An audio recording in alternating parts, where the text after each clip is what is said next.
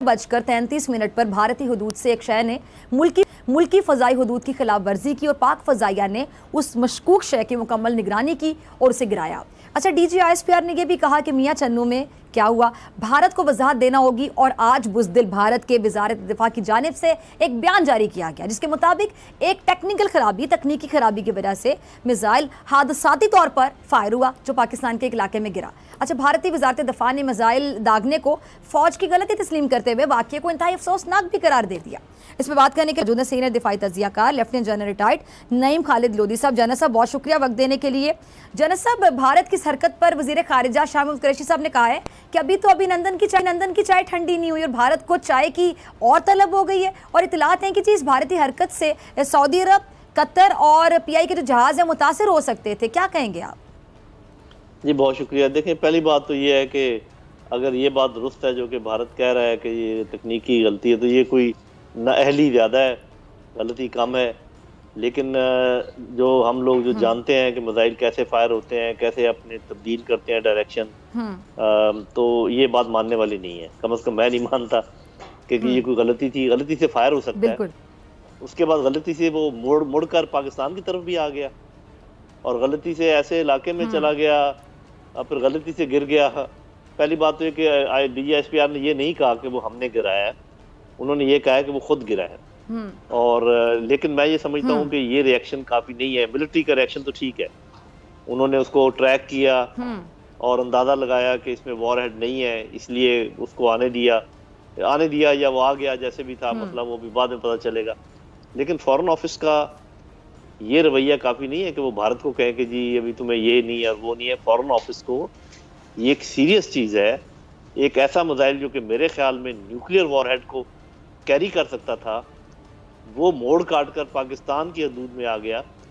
तो ये नहीं है कि जी सिविल एविएशन के जहाज़ों को ख़तरा था, वो तो था ही।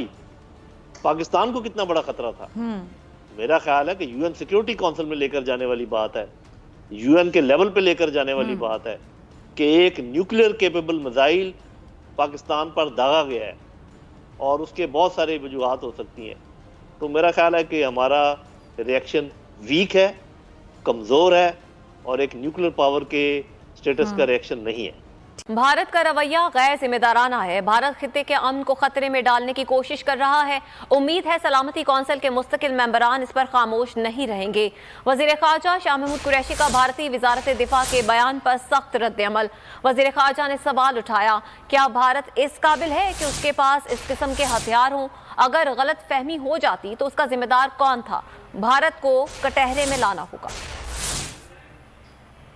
हिंदुस्तान ने एक और हरकत की है और एक मिसाइल जिसको वो कहते हैं एक objective, fast moving objective fire करते हैं और पंजाब में मियां चन्नू में आके गिरता है। बैनुल-अक़वामी दुनिया से अपील है, हिंदुस्तान ने हरकत की है। उन्होंने उस हरकत से मासूम शहरियों को, पाकिस्तान के शहरियों को निशाना बनाने की कोशिश की है कि हिंदुस्तान को कटारे में लाया जाए, उससे पूछा जाए। मगरब की जमहूरियतों से ये उनसे गुजारिश करता हूं कि जो हरकत की है ये बड़ी खतरनाक खेल खेला है। आज उनको नोटिस लेना चाहिए कि ये जो हरकत उन्होंने की है, क्या इससे एक्सीडेंटल वॉर का खतरा नहीं है, और अगर है तो मैं पूछता हूं कि आज बैनुल-अक़वामी दुनिया इनसे हिसाब मांगती है कि नहीं। फरूख हबीब साहब इस वक्त हमारे साथ मौजूद हैं, वजीर मुमलिकत बराए इत्तलात। बहुत शुक्रिया फरूख साहब, आपके वक्त का तस्लीम भी कर लिया भारत ने कि उनकी गलती है और उनकी तकनीकी खराबी है जिसकी वजह से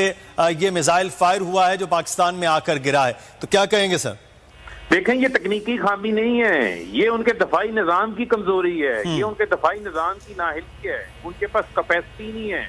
जैसे इस मिसाइल को वो एक सकत कंट्रोल करने की सकत नहीं रखते, तो जो उनके पास एटमी मिसाइल मौजूद हैं वो भी किसी जगह भी चल सकते हैं।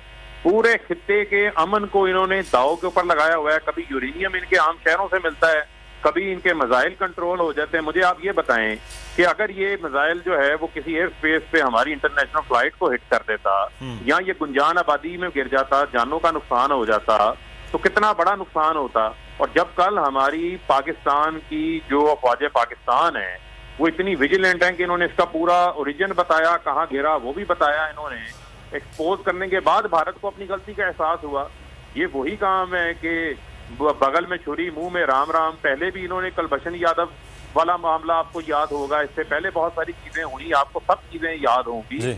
मैं ये समझता हूँ कि दुनिया को इसके ऊपर नोटिस लेना चाहिए, इसको अनअटेंडेड नहीं जाना चाहिए, इनकी दफाई निज़ाम की, इनकी अहलियत को देखना चाहिए। जो दुनिया इनके साथ माहदे करती है हथियार देने के हवाले से, इनके डिफेंस सिस्टम को देने के हवाले से, पहले वो इनकी अहलियत भी जान लें कि क्या ये उनको संभाल सकते हैं या नहीं संभाल सकते। इनसे तो जो है वो अपने मिसाइल से नहीं संभाले जा रहे। तो ये कितना बड़ा एक सिक्योरिटी का थ्रेट इस रीजन के ऊपर इन्होंने क्रिएट कर दिया है। मैं समझता हूँ ये चीज अनअटेंडेड नहीं जा सकती। पाकिस्तान दुनिया को भी मतवज्जो कर रहा है इस लिहाज से, और हमें इसकी पूरी जो है वो इंक्वायरी दरकार है। बिल्कुल सही। बहुत शुक्रिया फारूक हबीब साहब, वज़ीर मुमलिकत बराए इत्तलात हमारे साथ मौजूद थे। समी इब्राहिम साहब, सीनियर तजज़ियाकार हमारे साथ मौजूद थे। आप दोनों अहबाब का शुक्रिया।